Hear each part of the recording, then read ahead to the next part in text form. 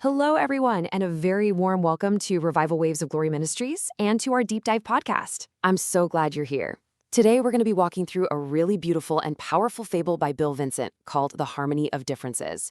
It's a story that asks some pretty big questions about what happens when a community's greatest strength, well, what happens when it becomes its biggest weakness? It's got some incredible lessons on unity, on what we can achieve together, and the hidden dangers of pride. So, let's jump right in. So, our story kicks off in this picture-perfect village. It's called Unityville, and you've got to imagine this place. It's tucked away in a beautiful green valley where kindness is just how people operate. And here's the key. Everyone speaks the exact same language. Communication is effortless. It just flows like a river, connecting everyone. It really is a world of perfect cooperation, a whole community built on respect. But as we're about to find out, even the most perfect harmony can be surprisingly fragile. Okay, so to really get a feel for this unified world, we've got to meet the main players. The story introduces us to 5 friends who are basically the heart and soul of Unityville. Each one of them has this unique talent that really makes the whole village just work. Now, these 5 aren't just characters. They really represent the pillars of a healthy community. First up, you've got Max. He's the visionary, the dreamer, always asking what if. Then there's his best friend, Lily, the artist, who fills their world with beauty. We also have Benji, who's this practical genius, the inventor who can figure out how to make anything work. Maya is their leader. She's wise, steady, and really connected to the world around them. And finally, there's Sam, the storyteller, the one who inspires everybody with his amazing tales. I mean, together, they seem absolutely unstoppable, their bond held tight by that shared language and a deep sense of respect for each other. So when you have a team this talented and this in sync, it's really no surprise they decide to aim for something huge.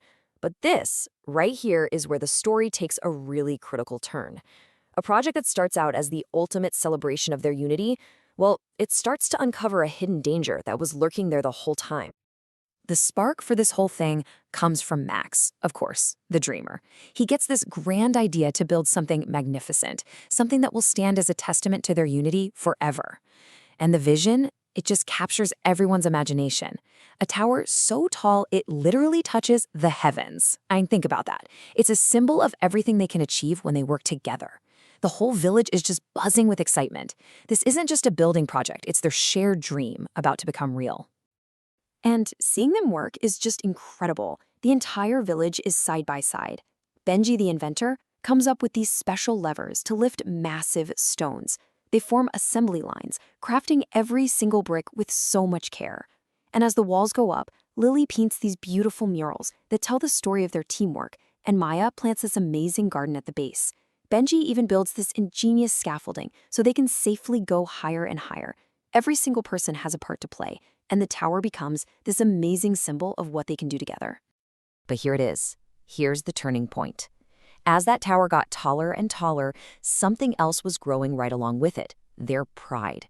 And that healthy feeling of, hey, we did a good job, it started to curdle. It morphed into something way more dangerous, a feeling of superiority. They started boasting, thinking they were totally invincible. The tower, which was supposed to be a symbol of their unity, was slowly becoming a monument to their own greatness. And you can see right here exactly how that pride started to poison the best parts of them. Take Max. He used to be driven by curiosity, just wanting to learn. Now, he just craved praise. Lily, who painted to bring joy to the whole community, now she was just looking for personal recognition. Benji's super practical inventions became these showy, vain displays just to impress people.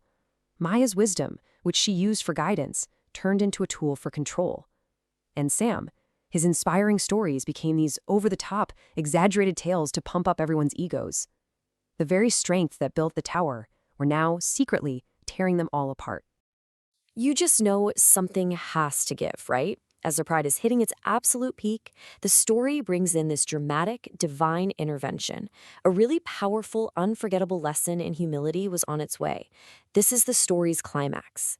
By the way, if you're enjoying this breakdown and want to discover more inspiring content, please be sure to visit revivalwavesofgloryministries.com. Now, let's see what happens next.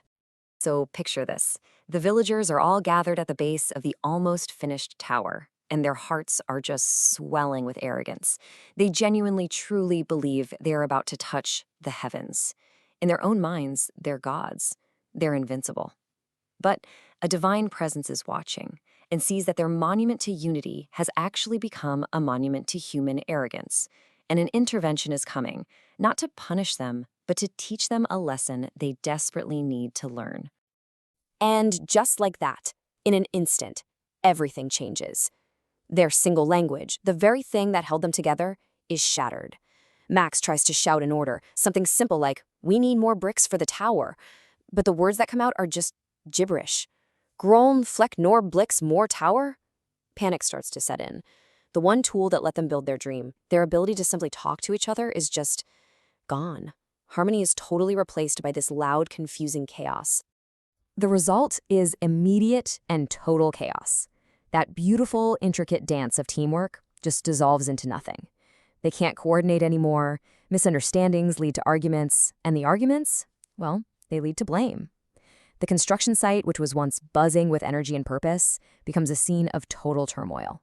The tight-knit community of Unityville completely erodes, and all that's left is frustration, isolation, and despair, and their grand project, it's just left there, unfinished.